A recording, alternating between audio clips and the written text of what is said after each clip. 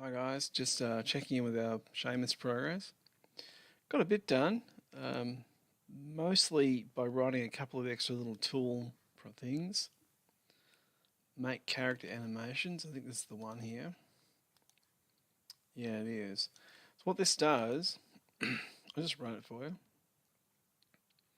is we define some areas on a particular set of images. We grab those areas and store them in heaps. So if we just run it, we'll see what's happens here.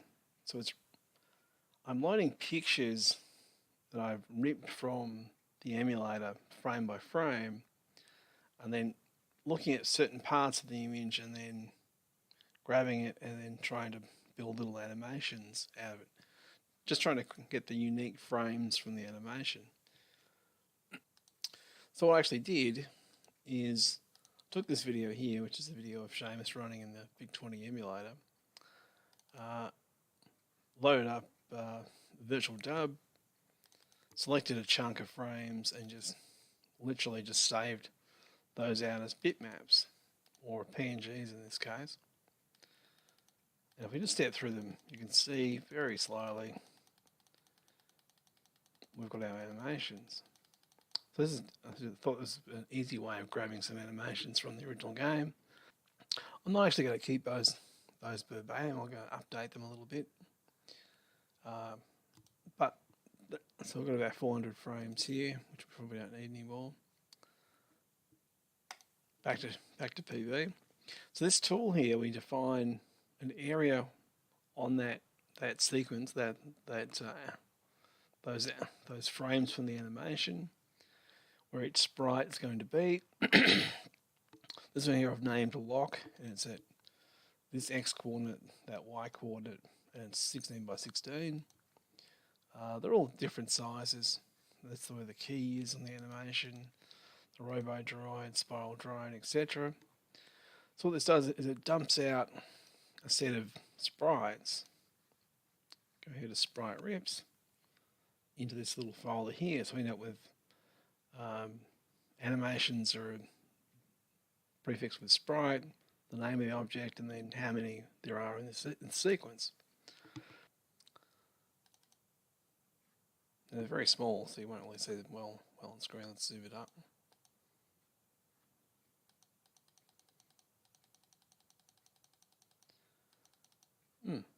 There we go. Now, actually in the game, I'm not going to use that. So I need a secondary tool that runs through those images, and that's, there it is, sprite images from Sprite Pack. So this loads the separated sprite images and converts them into a kind of a markup fashion, a square bracket markup. We just run it in debug mode and we can see the text output in the console. So we're loading each picture, and then we're generating this chunk for each one. So each one has a sprite block. We have a starting tag, closing tag. So it has a bunch of local fields. We've got two properties here, name and size, and we've got a data property inside it of pixels, which is just the raw 2-bit representation of that sprite. Bit of messing around to get it to work, but it does a pretty good job. It just runs through and packs them all into this one chunk. So what you do is you just cut and paste that out, drop it over into our graphics file here, as we've already done. So our little Shamus game engine, whatever you want to call it, mock-up, whatever, is only going to load from these sprite banks. We don't actually need the PNGs here, because what I want to do is I want to have an animation pack, and then the animation just gives the name of the frame, or it's just a list of names of what frames we want. So what I want to do is I want to have animation sequences defined elsewhere, and those you might have the spiral drone animation or whatever, and then you would give it the list of individual frame names.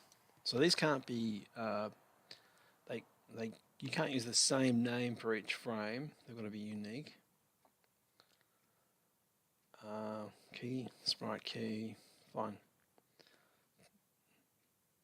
Play it right direction. Yeah, so in the animation you would just have a list of what the names of the frames are, and things like its playback rate, maybe a sound associated with that animation. You know, those kind of things can be done in text files externally, and the engine just loads this material and then uses the frame names to search this chunk, however it's represented inside the game. So we don't actually have to use indexes or anything like that. We just use the name, and the engine looks up wherever this thing is in memory for us. It's not that much effort to do. A bit chessy today, it's alright. Alright, so this is the thing that runs through, a bit of code here that runs through the folder and reads all the files. Just looks for things that are PNG. Spits them out. We're running through here, and since the sprites were grabbed from a video, we're making a bit of a determination here about, we're not looking for a particular color explicitly, we're just looking for any color on that source sprite that is bigger than 96. So its intensity is well above black. Because what you notice is that in the compressed video there's a lot of noise around the backs of the pixels. There shouldn't be, but there was actually. So it just makes this row of text out of the bits. It goes, oh, okay, the bit's either set or it isn't.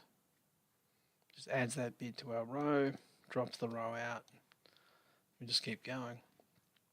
So that's our little tools we've sort of made to make this thing get to a point. I haven't actually finished the other part, the actual game engine part of it, in example 6 of it. Last time I was having trouble rationalizing how Shamus was written, how mapping it back to what we have here. It turns out the guys over at the Big 20 Denial forums have given me some good pointers about it, actually. Basically, the Vic 20 had not just an 8x8 character mode for its screen, there's an 8x16 character mode, which I never knew anything about. Bit of a pain. Given that I've already written the most of this code to work with 8x8 characters, now I could make it work with both, but I decided, well, we'll just keep the 8x8 character stuff, and we'll double our horizontal resolution, so we get a higher resolution. This is the test code phrasing those objects. You would have seen this before. This was the test we had the video up and running before, so we haven't got our new sprites in the mirror yet. But rather than be 22 characters wide, now it is, well, I guess it's 44 characters wide. Yeah, it's a sacrifice we've had to make. So I guess the approach now resembles something more like what you would see on a Commodore 64 more than a VIC-20. Because in the VIC-20 version, apparently, they've laid all the characters out on screen, and there's probably certain rules that he's laid out, and sprites would be drawn into certain characters. You do notice that the rendering doesn't overlap the walls in the actual game itself on the VIC-20 version. So there is some logic happening in there, but he's using 8x16 blocks.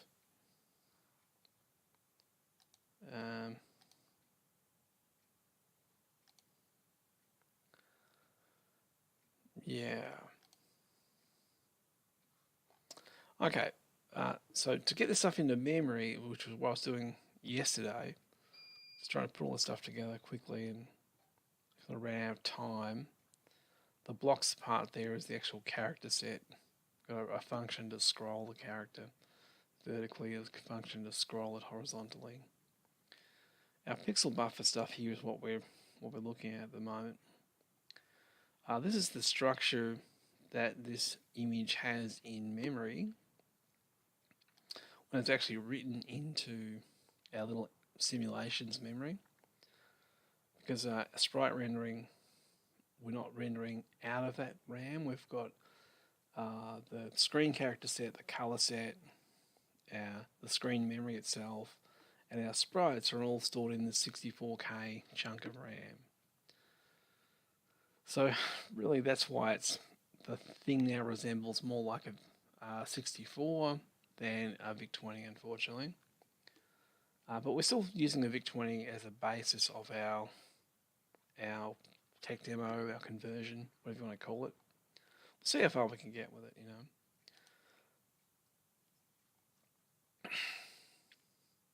So in memory, our character's going to have, I don't think the loader sets the actual size attribute at the moment. The buffer here is just a generic 128 integers long, so it's 128 times 4, so it'd be 512 bytes. But our head is the same. We've got a long followed by the width and height in byte and just some junk in the header,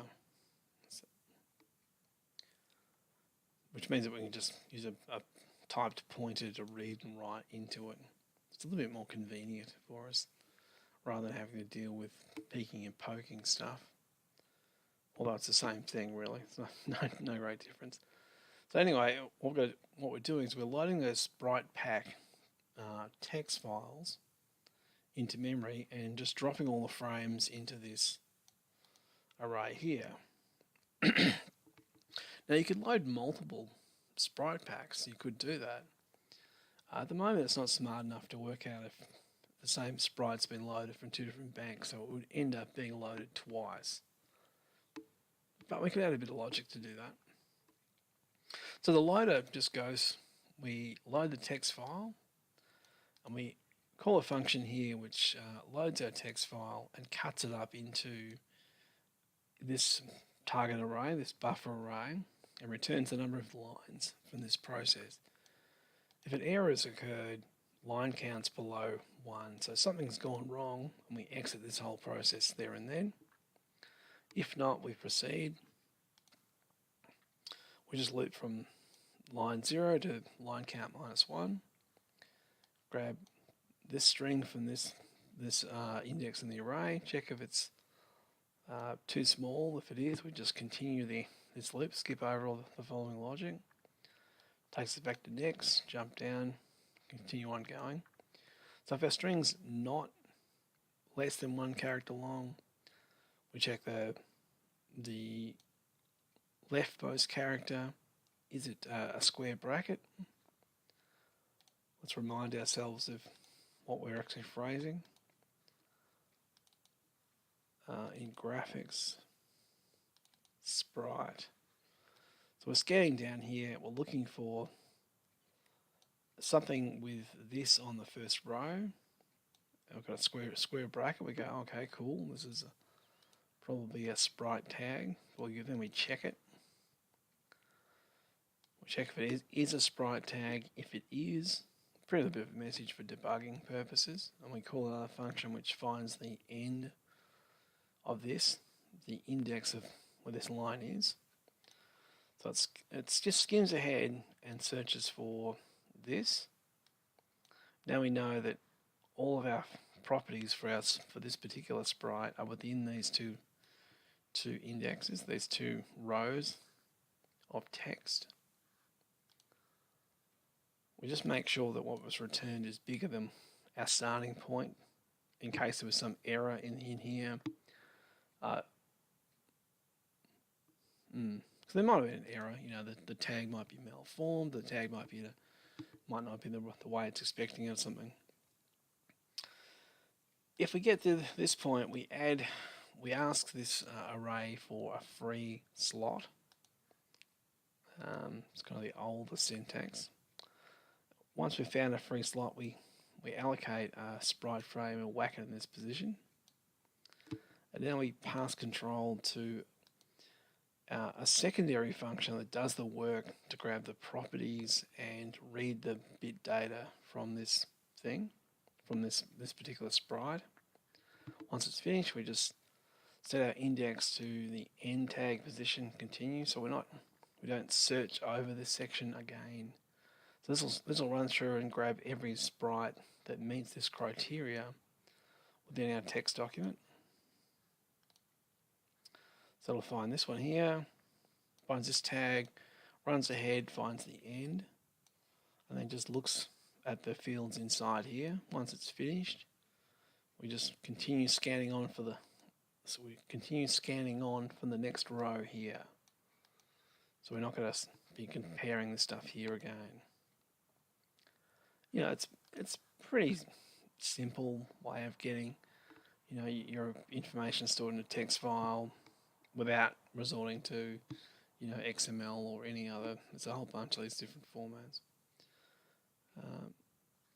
The phrase block section here, so a quick look at it. Very similar. We're giving it the starting index from this buffer and the ending line to search between. We'll look at this row, check if it's not empty, check its first character isn't a comment, so we can have comments within these blocks because people might like to add reminders to themselves about stuff. We check if this happens to be a pixels block within it. Very similar logic, in fact the same logic as before. This time we've got a bit more code in here. Now I could probably split this out of here and then make that a secondary function. I just haven't in this case.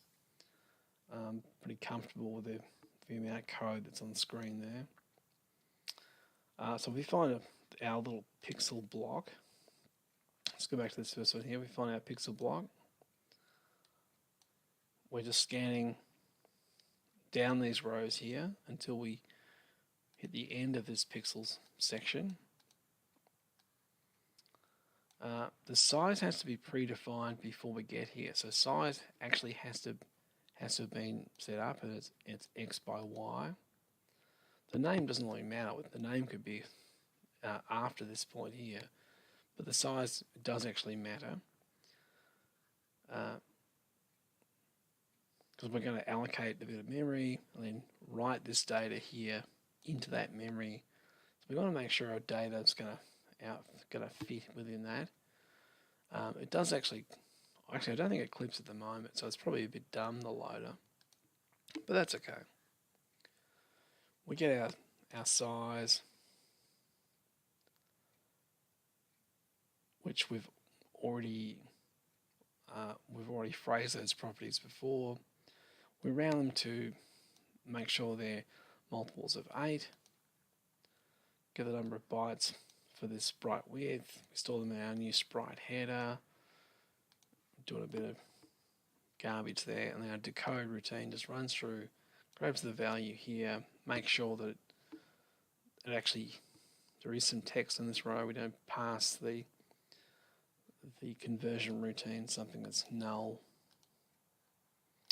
Working out where the blocks are in memory is a bit awkward. The sprite's not stored as linear bits.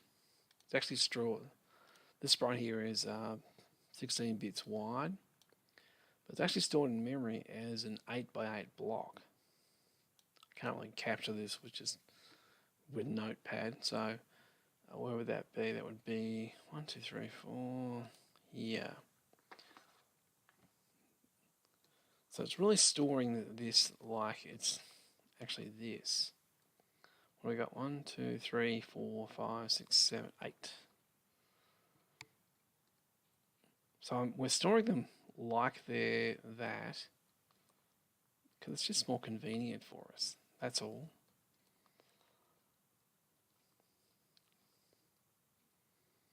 Storing them as just a run of 16 bits because it's just more convenient for the person to look at that horrible looking graphic and change some of the bits if they want to. But in memory, it's actually stored as an 8x8 character, so there's 8 bytes for the top left-hand portion. There's another 8 bytes for the top right-hand portion, 8 bytes the top left, and sorry, the bottom left, I should say, and the following bottom left, bottom right. That's because when it draws the sprite, it just wants to grab these bits here and shift them and then write them to the target characters on screen. Otherwise, you've got to split them apart anyway. You could just do it all as one 16-bit block and read 2 characters in from memory, read those in, shift them. Yes, that is very possible, but I've gone for the simplest solution possible within our constraints of our silly demo. Well, silly game, I guess. I just won't get out of there. So here we're computing what row we are on vertically, getting a pointer to the area in memory or within this particular sprite buffer that we're writing to, adding the two things together, working out where within this character, what scan line down the character we are, and then dropping this thing, doing that conversion.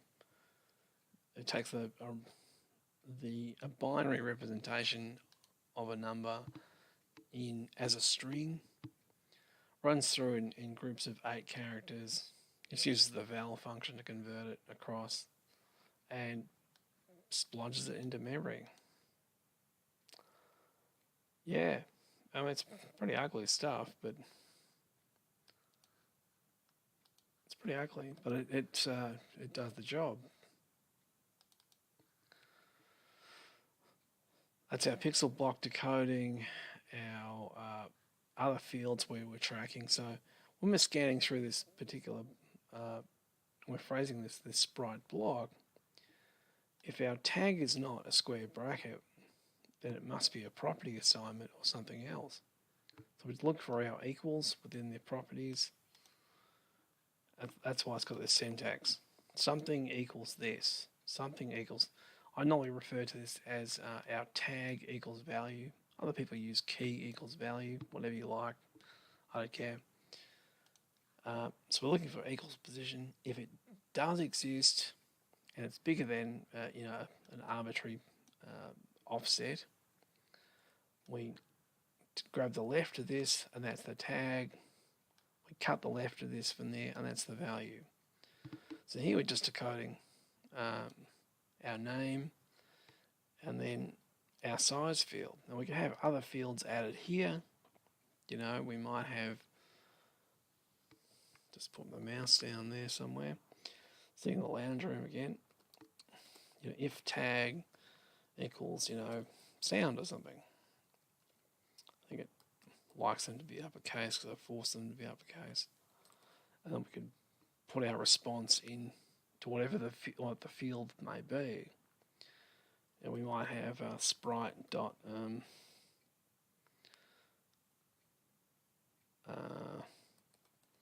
we might have a field called fire sound, and then here we've got a field fire sound equals value or whatever.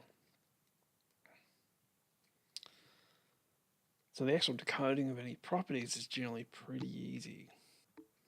Now that obviously won't work because we haven't actually declared this in our structure. We haven't added any properties for here. It's not attached to anything. It's just a pure example.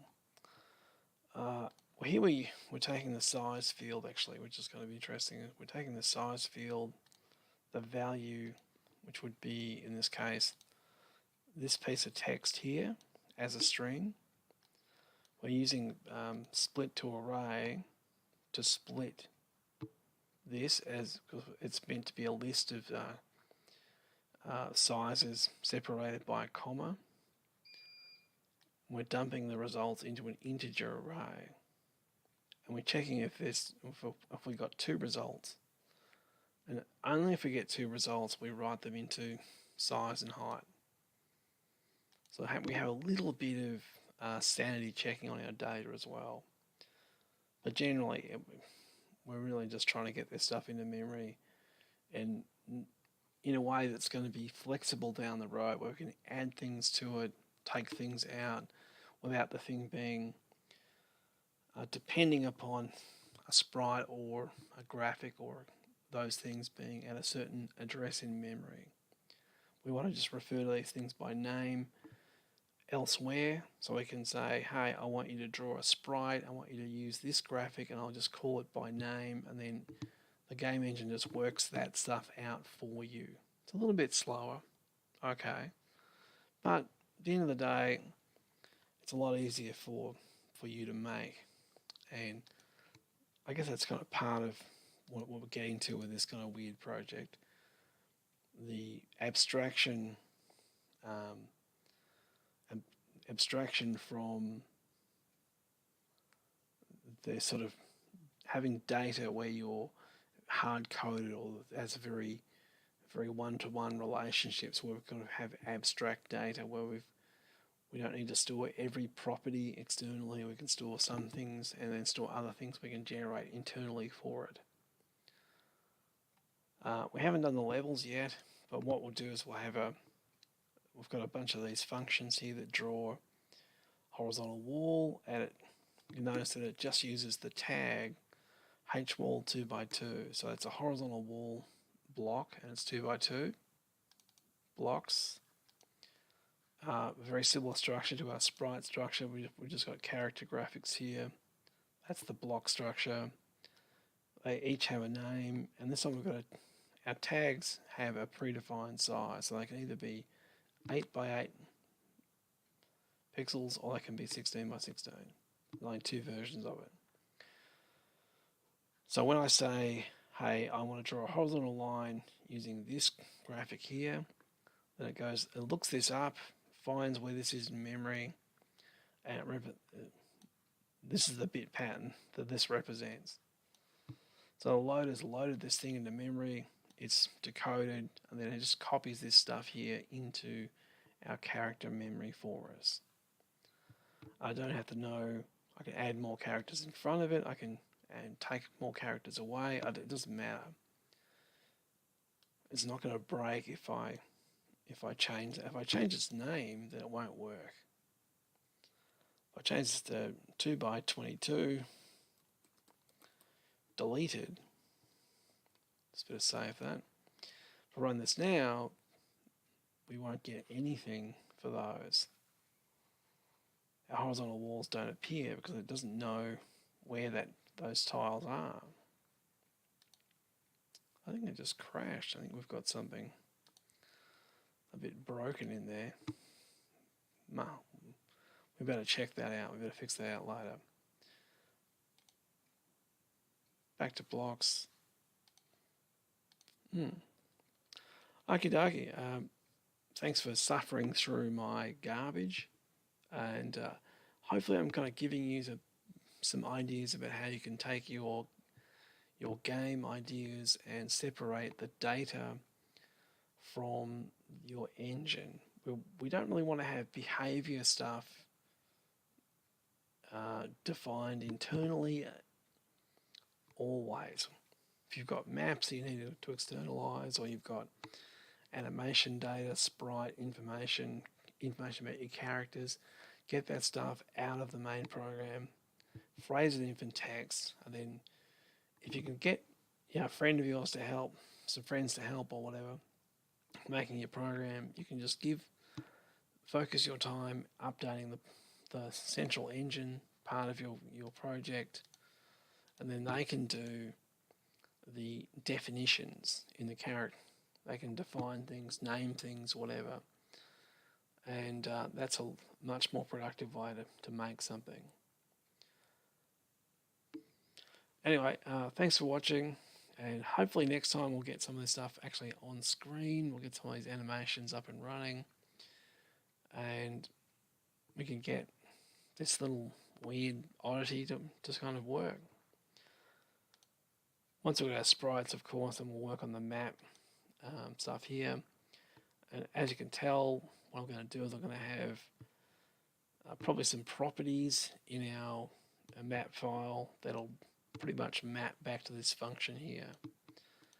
You'll have a property called hline, or whatever you want to call it, a tag. It'll have some fields after it, and that's how it'll work.